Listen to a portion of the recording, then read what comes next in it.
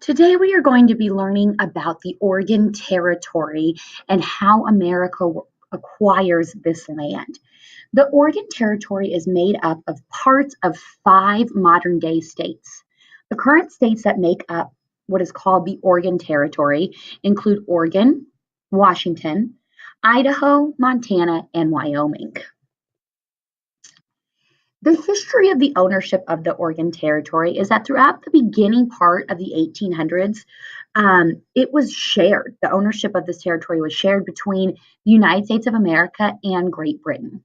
The reason that this was never really an issue is it was so far removed from both countries that nobody had ever really settled it or tried to colonize it.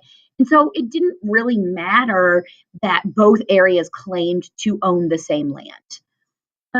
However, as the 1800s go on and America starts to spread out and get closer towards the Pacific Ocean, the United States starts to turn their eyes to this Oregon Territory and realize that they want to officially own it and control it. This idea of manifest destiny and westward expansion were consuming our country. And you've got to remember, manifest destiny is Americans wanting to extend from sea to shining sea. And to get from the Atlantic to the Pacific Ocean, we had to control that Oregon Territory land. We also did not want any other foreign countries near our land. So, if you recall, one of our political motivations for going west is to get rid of other foreign countries in our backyard. And one of those foreign countries is Great Britain. And so, part of the reason we no longer want to share the Oregon Territory, or I guess I should say the reasons we no longer want to share the Oregon Territory, we didn't want Great Britain in our backyard. We were beginning to expand west, and we wanted to get all of the land we could see, including Oregon. And Manifest Destiny was encouraging us to try to gobble up all the land that we could get. The president during this time that Manifest Destiny is leading us towards Oregon is going to be a man named James K. Polk. And before he becomes president, we need to talk about his election. James K. Polk was the Democratic candidate during the 1844 presidential election. He was a huge proponent of westward expansion. So we've talked about how Thomas Jefferson was the president that contributed the most to westward expansion. Well, James K. Polk, he's going to do his fair share too.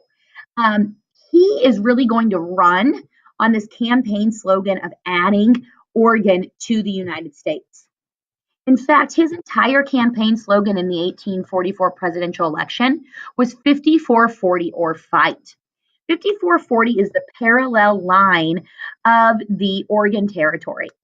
And at this point, you can see on this map here, Oregon is in purple, the Oregon Territory is. And you can see that it's disputed. That means both the United States and Great Britain claim this land. The 54-40 extends into modern day Canada. So even though James K. Polk is running on this campaign slogan of 54-40 or fight, you can tell that James K. Polk is not going to be successful because that 54-40 line is in modern day Canada. Now, that 54-40 or fight slogan, he is saying if we, as the United States, do not get this entire Oregon Territory all the way up to that 54-40, he would be willing to go to war with Great Britain. So he runs on this campaign slogan, and he is elected our 11th president of the United States. Now, time goes on, and he can't drum up, James K. Polk can't drum up enough support for a war. Americans they want Oregon, but they don't think it's worth going to war for. And Polk really can't get Great Britain to fight back either, right? Great Britain wants this territory, but they don't super care enough to go to war. So during his first term, James K. Polk starts to kind of negotiate for this territory. Even though he said 54-40 or fight, we settle after 4 years on just splitting the Oregon Territory with Great Britain. So in 1848, we settle on this line here called the 49th parallel. And that's going to form the modern day border of the United States and Canada. So we don't get all the way up. Let me click back for you. We don't get all the way up to that 5440. Instead, we just simply sign a treaty and we get to the 49th parallel. So we don't end up going to war with Great Britain. It's really nothing very dramatic like James K. Polk wanted it to be. It's just this treaty that we sign, and we end up getting the modern day states of Oregon, Washington, Idaho, and then parts of Montana and Wyoming. Why did we want Oregon so much? Oregon was very, very appealing. It offered a ton of economic opportunities. So, out of our acronym for Westward Expansion, PEC, politically, we wanted to get rid of a foreign country in our backyard. Culturally, Manifest Destiny was pushing us towards Oregon. And economically, Oregon Territory offered fishing and furs and pasture and land and many, many, many economic opportunities. You can see on the screen, there's fishing in Oregon. There's furs from beaver pellets and many other animals. And there's an abundance of fertile farmland. So that's really what's going to drive Americans to Oregon. How Americans get to Oregon tends to be a little bit more interesting than how we acquired the territory. Oregon was the furthest point of land that America had ever acquired. In fact, it was about 2,000 miles away from the nearest settlement. And actually, that nearest settlement was here in Independence, Missouri. So the nearest settlement was 2,000 miles away from Oregon. So to get out to this new land that we acquired, we had to travel 2,000 miles in an Oregon. We had to travel 2,000 miles to get to Oregon in a covered wagon. On the screen, you can see the map leading from Independence, Missouri, all the way out to that Oregon Territory. And it was a very long and very, very dangerous journey. It was also extremely expensive. A covered wagon back then cost roughly $6,000 of today's money. And that's just the wagon to get yourself out there. So today you could easily go buy a cheap beater car for $1,000 or $2,000, and it would take you easily 2,000 miles. Well, back then it would cost about $6,000 just to get the covered wagon, and that's not including all the supplies you would need and various things like that, which we'll get to in a moment.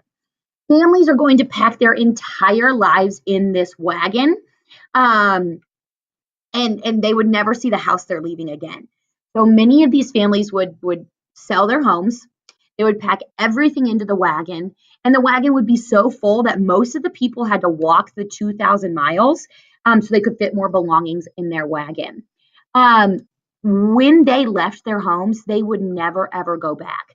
They would never see their family they leave behind again. They would never see that city again. It was just simply too far to ever make that journey again. This was a huge commitment that you were willing to make to move out to land that you had never seen in your life before.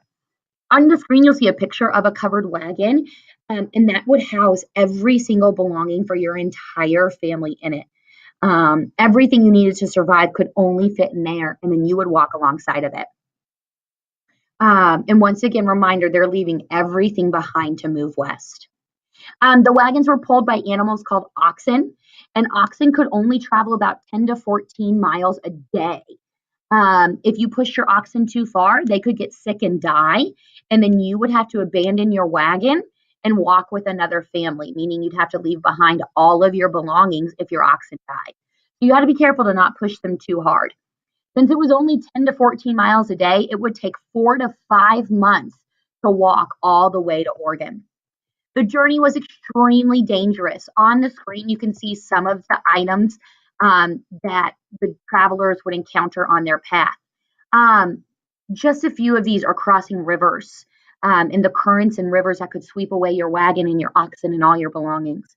You would have to cross mountains that didn't have paths carved through them. You would encounter hostile native tribes, diseases, and just any normal everyday things that you would encounter. You weren't near a city or a town or a doctor to help fix those kind of things.